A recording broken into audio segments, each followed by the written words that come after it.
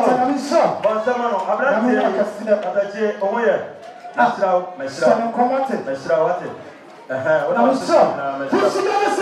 Oh, we are the money of it.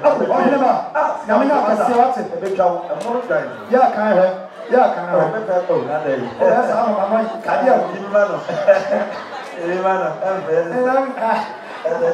I'm so betting at you.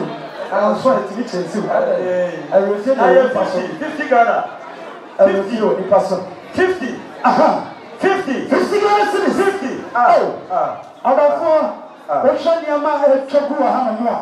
Now ocean disco lights and Yama at the Yagara. Penny for the concert your friend, Yadisika and Measure. Bible can be none. What's one Yama? One Yama,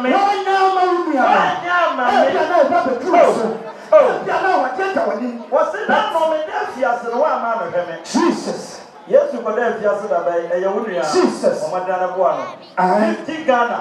50. Yeah. You better also angry so I have 50. 50 Ghana cities. 50 Ghana cities. 50 Ghana.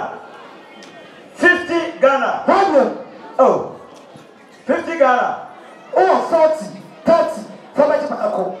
Car. Yapanitam. 18 of fashion. 40, 30. 30.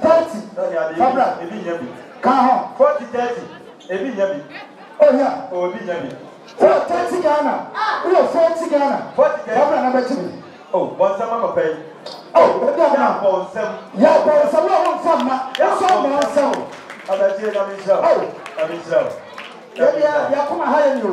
Yeah, but no one some of 20 years. Mamma, so. Yamisha, Yamin Koson Tung Kramati, Oma Pato, Ghana, Madame, Yamisha, Odiamo, Yamisha, Yamisha, 30 Ghana, also got a baby. 30 Ghana cities, 30, 40. Oh, yeah, it was so many of them. Why not? One summer, Papa, sorry, one summer, 30 Ghana cities.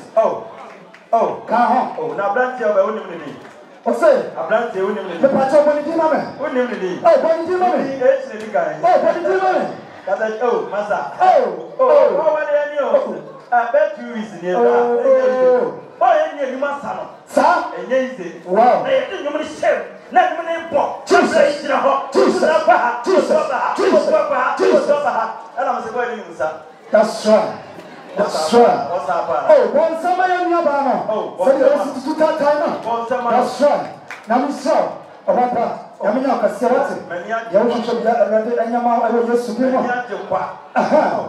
30 Ghana cities. Why never? Yeah. After that,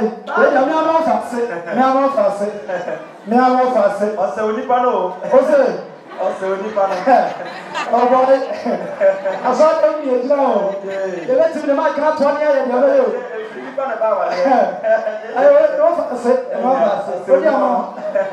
Fatum. Say, I came on your way. Oh, that's right. Oh, from 30 Ghana. Some of I am in tomorrow. Yeah, what do you